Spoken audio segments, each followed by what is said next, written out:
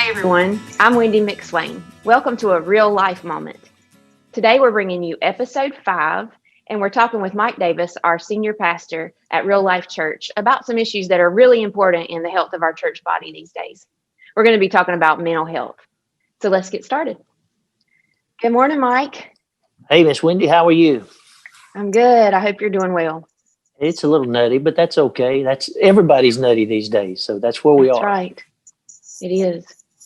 Well, thank you for joining me today. I think this is really important. I'm glad we could sit down and talk about this in light of our current world situation and our church body situation, and just general that more light needs to be brought to the subject of mental health. So I'm excited to get to talk about it.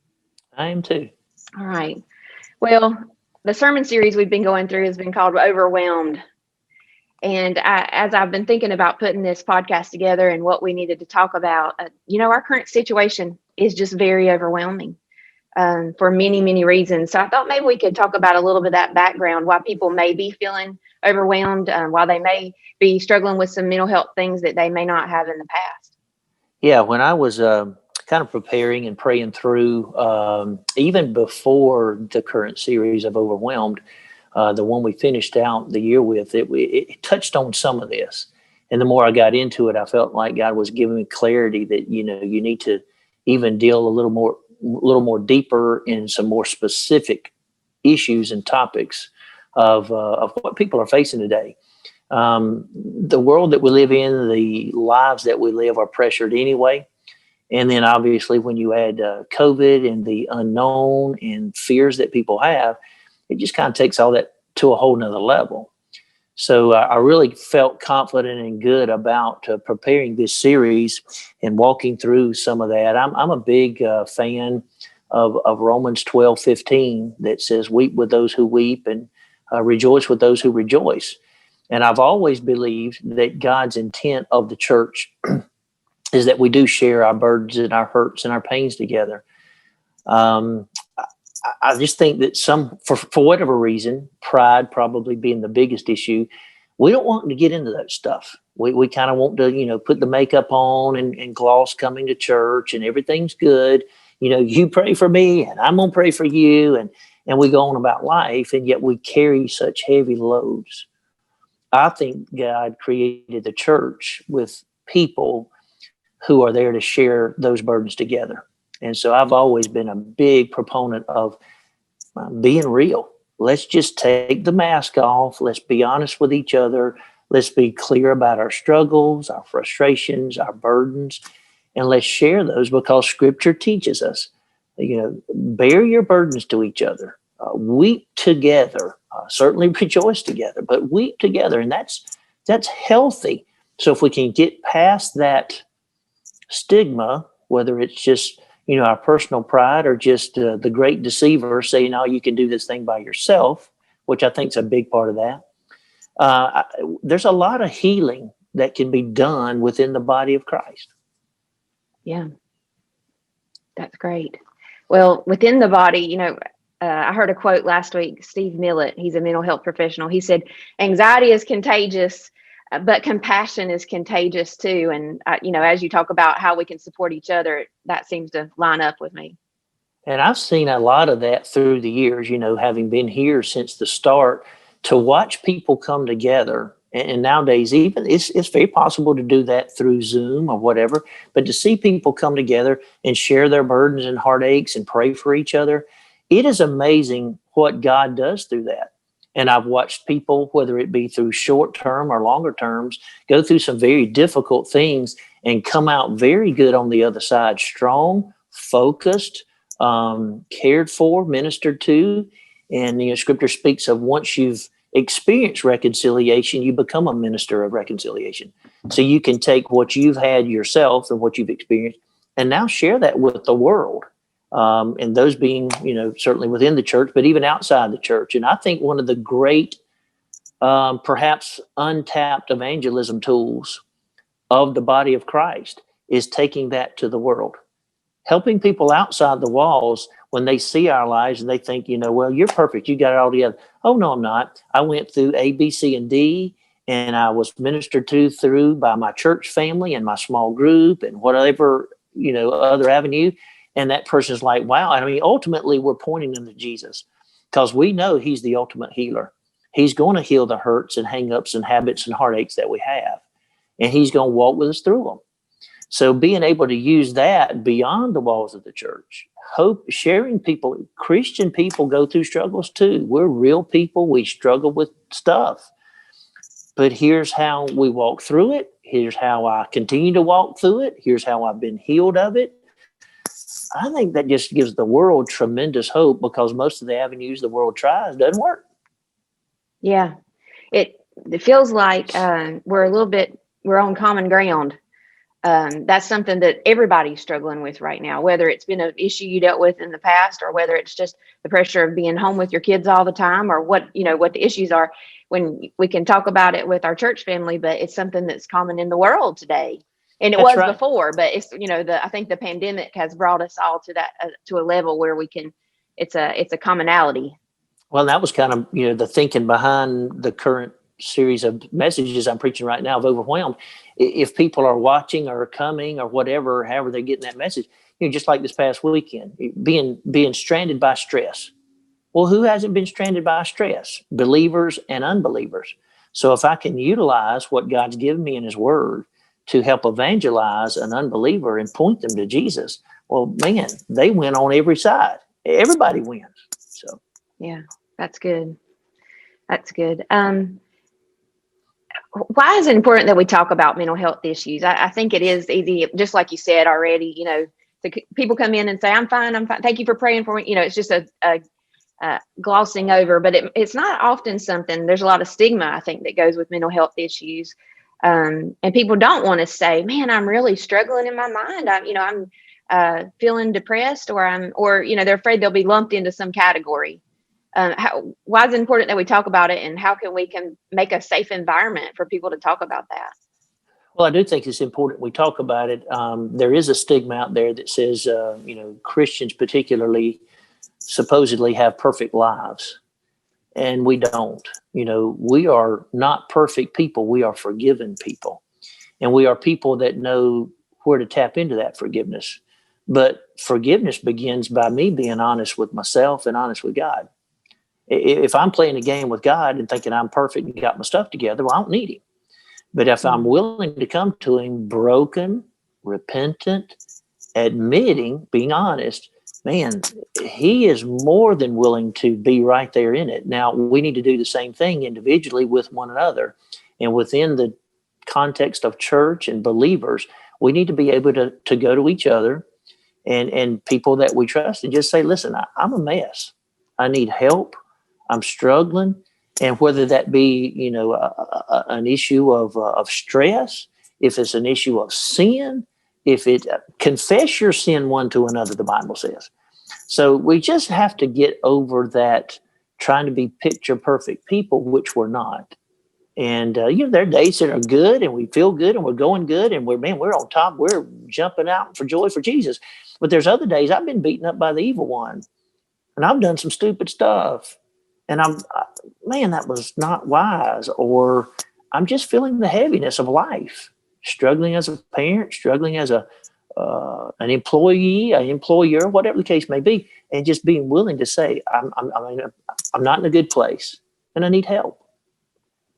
Here at church, we've always geared or tried our very best and still want to help people come in and just be real, just be honest. God can work with our honesty. If we're playing that game and putting a mask on, that's on us. So I think one of the great things we've tried to do around here for years and still do is small groups. When you're around other people that you can share with and open up with. And I know if you get into a group at first, that can be a little awkward. I get that. It's going to take some time. But when people in that group are willing to open up and admit, listen, I struggled with that, I still struggle with that. I've dealt with that situation. Here's what I did. Let's see what God has to say about that together. Man, the healing that takes place in that is nothing short of a miracle. And I've seen tons of that around here through the years. So I think small groups are huge to at least build that culture.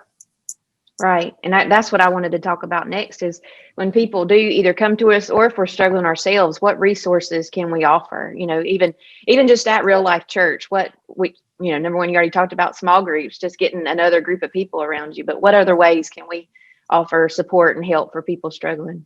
Well, I would say first off, along with small groups, I think is a real key to it because people have to have other people to share with. So you got plenty of people here that love and want to help. I would say, secondly, our Christian in Action ministries. Those guys have been trained to listen and to pray and sympathize and empathize and help people going through just a multiplicity of issues. And so we refer to them as the CIA. It's not because they're in intelligence or in sharing it, but they are into ministering to people and they care. And they've been trained. They've done there's lots of hours worth of training so that they can be prepared to help people. I'd also add to it, and this a lot of times is a starting point for us, is when people come to our staff. I think all of our staff are good listeners and are wanting to help people, have a heart to help people. I will speak for myself personally in that. Obviously, in the role I play, a lot of people will just come to me one-on-one, maybe hearing something in a sermon that spoke to them. And that gives me an opportunity to invest at that moment. I love helping people, talking with people through their stuff, troubles, pressures, stresses, whatever it may be. But I don't always want them just to think, well, Mike's the only one I can talk to. Man, we got a whole staff that's willing to listen and have great gifts to help. So I think our staff's a great resource. I'm a big fan of Celebrate Recovery. When Celebrate Recovery started, we did that. We did that right here on campus for several years. And it really never grew to where we felt like it needed to be. But we still have people that were trained in that. And for those churches that continue to do that, I've sent a lot of people to those ministries because I think Celebrate Recovery is just huge. It points people directly into God's word and how they can study and read. It allows them to be around other people who share the same struggles that they have. It just points people to Jesus, to the ultimate healer of the hurts, habits, and hangups in life. So I'm a big fan of that. There are other resources out there. I will name one specifically because a friend of mine leads it. It's Flint Groves Baptist Church in Gastonia. They have a counseling center. And my personal good friend, I'll call his name out, Jeff Watts. And Jeff's a great brother in the Lord. We've known each other for over 30 years, met in seminary. And you talk about a man who has a heart to help people. I couldn't tell you how many people I've sent his way through him personally or the counseling center there. Flint Groves is in Gastonia. And I've sent a lot of people that way. So there are lots of good resources. I think the real challenge is just helping people to take the mask off. Yeah. Just to ask for help. Yeah. Yeah. And that leads to what I was wanting to talk about next. Some people, they may not want to talk to somebody they know. I think that we have wonderful resources in our church family, and hopefully people that are members of other churches do as well. But, you talked about even going to another church and taking part. I know we do have Celebrate Recovery in our area, different churches in our area, and the Flint Groves, that's a good. But there are national hotlines and there are crisis people there. There is help out there if you can take that step. That's right. And I've taken people to hospitals before who were willing to say, Mike, I got an issue here. And I don't claim to be an expert in any of this, but I do like to share with people what Scripture teaches. I also like to help people understand, if we're sitting in this room and you're willing to admit you're at this level in this situation, I'm more than happy to say, listen, that's beyond what I can personally help professionally, but I will be glad to take you. And I have taken people to hospitals and checked them in and got them going in the right direction. There's so many people I have found that want to help people in their struggles of life. And if our part is just pointing people, that's good. And I get that you may be, you don't want to talk to somebody that you know real well. That may be uncomfortable or awkward. There are plenty of people that you don't know at this point that you will get to know, and they are there to help. They're there to serve. I've had other pastors send folks my way, and I've sent people to other pastors and other ministries. That's how this works. This is not about, quote unquote, a church. This is about ministering to people that are hurting and the kingdom of God. And the kingdom is big. And so there's tons of resources, tons of people, tons of folks that want to help. Yeah, that's awesome. So I don't want people to be afraid and say, well, I can't go to Mike or a staff member or one of our CIA folks. No, that's okay. If you can't, you're not comfortable, ask and we'll point you in the right direction to somebody that you don't even know, but somebody that you should be able to bear your heart to. Yeah, so important. So I guess we talked about, what our current situation is. We talked a little bit about what we offer here at Real Life Church and what we do. Well, what about people who maybe they aren't struggling themselves, but they want to help those around them, or they, want to be a support to their friends in their small group, and they just don't know what to do, how to reach out to somebody when, I don't know, some people don't want to share that, but maybe, a little something's going on, and how can we support those around us? Well, that's a great question. Honestly, I think you start just by being aware. Just really, one of the things I pray for a lot is for spirit eyes. God, give me spirit eyes to see what's going on in this person's heart.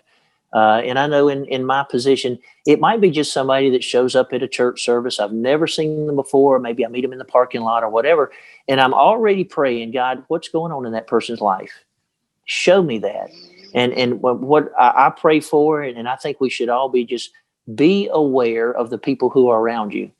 And don't be so in tune with the people that are perhaps on periphery that you aren't aware of the people even in your own home or in your neighborhood or that's in your small group. You pray for spirit eyes with them as well. God, help me to see what's going on in this person's heart. So I think being aware, but it's got to go beyond that. Being aware of this is one thing. Being there for this is a totally different thing. I think we just have to be very intentional to go out of our way and even to ask a hard question that is going to take some courage. It's going to take some guts just to look at somebody dead in the face and say, what's really going on? Knowing that person may shoot you down. They may even say, it ain't none of your business. Right. You know what? I can at least tell them, well, I'm going to pray for you. But if they open up, which oftentimes happens when people are really hurting, they're just waiting for somebody to ask. And boy, all of a sudden the flower bursts open and you get in this great conversation with somebody. Now, again, if it's beyond the ability that you have to help, you point them in another direction, but you go with them. You're there for them. But you keep telling them, I'm going to be there. I'm going to help you. I'm here to listen to you. I think those two things to me are just really big. Be aware, but then just be there. Be with people. And yeah, it gets messy. Found out a long time ago, trying to help people grow spiritually through the difficulties of life, mentally, emotionally, financially, spiritually, family, you know what? It's messy, but that's okay. We're called to weep with those who weep. So let's get in the mud hole with them and let's help them through, because you know what? They may be helping me this time 6 months from now. And I've learned that firsthand that, sometimes I've thought, maybe I don't want to ask that question because I just, don't want to get involved. But then I have needed it. I have needed somebody who could say, how's your heart? How's that feel right now? How are you coping, or whatever the situation is. And so taking the effort means that hopefully you'll get it back when you need it. Well, we are called to be involved. I know that that's hard sometimes. We live in a very American society that says it's about me, myself, and I, but that is so unbiblical. And so there are times I need to step away and care for me. I get that, and we all need that. But we've got to learn how to walk with people. And if we don't do that, we're not being who Jesus called us to be. We're called to be his hands and feet. My stars, how many people did Jesus just stop and listen to? When the lady tugged on his robe, he could have easily just kept on going. How many people were probably tugging on him in the moment, right? But Right. he knew this lady had a real physical need in that moment, which went beyond physical. It was much deeper emotional and mental, no doubt. Let me serve this lady. And he ended up healing her. And I think that was far beyond just the physical healing. Scripture speaks to that. But it was also her emotional and her mental and spiritual health as well. He's a good Didn't mean to example. preach. Sorry. No, that's what I was thinking. Looking at Jesus' example of how he dealt with people and how he didn't dismiss people when they had needs that, were pretty big. And I'll go back to something, too, I've mentioned recently. This is why it's important as believers individually that we make that time with him daily. Because if he was having to get up before dawn and spend time with the Father, preparing for his day, what does that say about me? I better make sure that I've got some time with the Lord and really focused in on him, because he's the one who's going to give me the sustaining grace to help someone in need. So I think for me personally, I just constantly talk a lot about the importance of daily time alone with the Lord. Because if you don't have that, you certainly aren't going to be able to help a lot of other people that God's going to put in your path to help. So there's a part of caring for yourself in your walk with Jesus. And then as you're walking and doing whatever he's called and gifted you to do, he'll put people in your path. And you'll be shocked at how many people he'll do that with. But there's so many hurting people and they need help. Yeah. Yeah. If you're not filled up yourself, you don't have that capacity to give it out to somebody else. Great If you're point. allowing the Lord to speak to you, then it's amazing how I feel like, different times, and he's given me a word to say to somebody else. And it might not have been something that was, some real grand thing, but it could have been an encouragement that they needed at that moment. So. Well, I'm amazed that it can just be a simple word or phrase that you say to people that can literally change their life. Now, we don't know that this side of eternity, but being kind and saying a nice word and complimenting or encouraging or helping someone in a very simple way may be the very avenue that God opens the door for that person to come to you and just share some really hurt point in their life that they need help with. And man, I love personally those moments, because I walk out saying, all right, God, what you got? What's today? Who you going to put in my path? And again, that comes out what you said so beautifully a moment ago. It comes out of the overflow of your time with Jesus, and he puts those people in your place. That's great. All right. As we encourage people, I just think of things we can tell people that are struggling, reminding people that they have strengths, they have skills. And probably, if it's somebody in your small group, if it's somebody that lives in your house, what their positive attributes are, how the Lord's gifted them. And so encouraging them in those areas, I think it can be, in this world, we have sort of a negative outlook and a negative, critical turn towards people, especially those we're close to, which is sad. But reminding people of their strengths and the power of their faith, and and what power faith can bring. Looking at Jesus' example of how he ministered to others, looking at just scripture, how that encourages me daily. Passing that on to somebody else. Yeah, I think about the message I preached a couple of weeks ago, and we talked about Paul and how he was overwhelmed by the thorn in the flesh. But he was reminded, and Jesus told him that my grace is sufficient. And Paul states, helps us understand, in my weakness, he is strong. So I do have strengths and gifts and abilities that God's created all of us with, and the uniquenesses. But there are places too that you think, well, I don't know if I can do that. I don't know if I'm able to do that. Jesus will give you the strength to do that. He tells us that. I couldn't tell you how many times in my life, Lord, how am I supposed to help this couple who walked in the door and I don't even know them? And all of a sudden we're in this conversation and you can just feel his presence. And wow, in a matter of months, there's a couple that was ready to call it quits. And man, they're just knocking it out of the park now. What do you know that was the Lord doing a work through your life to minister to them? And Lord willing, now they can take what they've gone through and pass it to others that are going through the same thing. And I think that's the big picture we got to keep mindful of, is we take what we've experienced and we share that with other people. You know, when we walk through the ugly and the mud and the hurt and the pain and eventually get through on the other side, however long that takes, we don't stop there. We take what we've experienced and we share it with other people going through the exact same thing. That's that ministry of reconciliation that we talked about. You've been reconciled, you've been made right. Now use that to help somebody else. It's a challenge. Oh boy, I feel like it's a I'm being big one. challenged. Well, it is, but the fun part, and this is the joyful part, it's a great adventure. And I viewed that like that for so long. I literally waking up in the morning saying, I got, what you got for me today? Now we all kind of have our agendas. I get that. There's things we have to do and we should do. I get all that. But who's going to step into my life today? It might be the person across the, you know, when I'm pumping gas at the gas station and I just say hello, or that person may look at me. This has happened. It probably happened to you too. Somebody just looks at you and you just say they're about to break. And all of a sudden, wow, this is exactly what God placed me in this moment to do, to love and serve and help. So it's that being aware, being there. It's one thing, you know, to be aware, man, that person's about to break loose. Let me jump in the car and leave. I don't want to mess with that. No. This is the opportunity. You know, God's already working in their life. And so he asks me and invites me to join him in what he's doing in that person's life. Yeah, that's amazing. That's good. By the way, I'll throw this in there just for as a caveat. One of the reasons I wanted to be in here and film this with the map behind me is that we be reminded that the whole world is in need.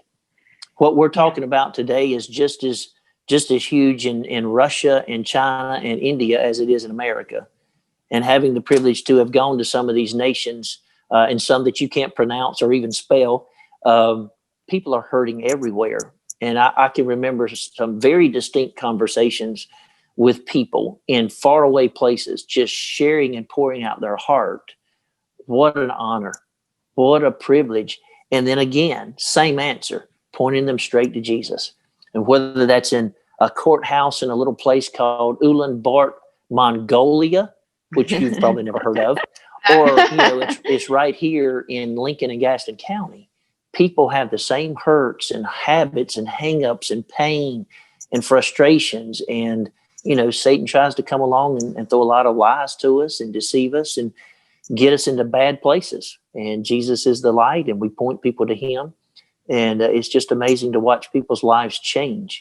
The miracles he's performed, we'll only know, you know, the other side of eternity. But being there and being aware, being tools in the master's hand, there's nothing in the world like that. Oh, that's good. All right. Well, I hope we can continue to work through this and talk about it. I think it's just more and more applicable every day, that we need to talk about our stress and anxiety, bring it all to the Lord, bring it to our community around us.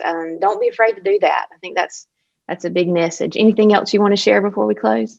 And Wendy, I appreciate that because, yes, I think the stresses and strains that we have now will only be multiplied. We touched just at the very start about coronavirus and all of this. One of the things I really thought a lot about recently was, you know, there's been a lot of talk from the beginning of this, well, when it ends. And I hear people say, you know what, I can't wait till this is over. I've kind of come to a conclusion, and it might be wrong. I've been wrong plenty of times, so I own my wrongness. But I don't know that it's ever going to end. I think we're going to have to make some adaptations to how we do life, and life's going to change, and things are going to be different. And if it's not this, it will probably be something else. So I just want people to be very alert to their own personal health. Don't be afraid to come to me, our staff, our CIA ministers, a professional in the community, Celebrate Recovery. Just please go say, listen, I'm in need. I'm hurting. I'm emotionally a mess. Mentally, I'm not thinking well. Whatever those issues are, state it, because we live in a very overwhelmed world right now. And I just honestly don't see it changing, quote unquote, once Corona gets healed. Right. We got a lot more details and a lot more pain in our world, and our country has been a good example of it, than just coronavirus. That may have been the kick, but we have seen in the past year how unhealthy our country is in a lot of ways. So being willing to say, listen, I got stuff, I got struggles, I need help. Please, by all means, take that step and admit that, and let's get some help. Sorry to preach again. They tell me I'm a preacher. Oh, that's good. I think, encourage people to take that next step and to be open. It's important. Yep. All right. Well, thank you for helping us look at some ways to reach out and to support other people when we're overwhelmed. When we see people that are overwhelmed around us, it's not going to end. Like you said, this is going to continue. The circumstances may change, but life is getting overwhelming, and it's going to stay that way. So thank you for that. Thank you for talking about this, because a lot of people don't. And let me just throw one more little itty bitty thing out there, because this happens a lot. There are people in ministry that get overwhelmed too. And I say that, number one, because I can't tell you how much I appreciate so many people that pray for me. I am convinced that's one of the things that allows me to continue to do what I do. I got people backing me up in prayer constantly. And I see that. I sense that, especially in some of the very critical moments. I feel that presence. But there are people in ministry all over that are struggling and overwhelmed too. And it may be that God places you in a path of someone who's a pastor, serves on a staff, who's in some type of parachurch organization, some type of ministry, and you can be there to help them. I've talked with a lot of pastors through the years that we all can get overwhelmed. And so just being alert to that, again, I think that's really important, and I'll just throw that in. Yeah, and it's okay for people to share that with us. I know even over the weekend, I had someone email me and just say, I want you to know I'm praying for you as we, go through all this and communicate all this to the church. And that meant the world to me, that somebody is, I know they're there and they're praying for me, and they might not know specifics of my situation, but they're lifting me up to the Lord. And I mean, what an encouragement. I know I'm not standing here by myself, That's right. And I couldn't tell you how many, especially in the last month, because in our church, obviously, there's been a lot of pain in the last month. I can tell you how many people have texted me or emailed me or called me and said, man, I'm just praying for you. You got a lot on you. And I'm like, man, that's what keeps me going. I know that God hears those prayers. His grace is sufficient, but it's because God's people are pounding on his door. And I appreciate that. Yeah, that's good. All right. I'm going to wrap this up. I think it's been a good conversation. I hope so. Thanks. All right. For doing it. Thank you. Thanks, everybody, for joining us today. Thank you, Pastor Mike, for your time. For more information about Real Life Church, or if you're struggling in any of these areas that we've talked about today, or just stress of life, it's just where we are, go to discoverreallife.net, click on the contact page, and let us know what you need. We'd love to be there for you. Thank you. Thank you, ma'am. All right.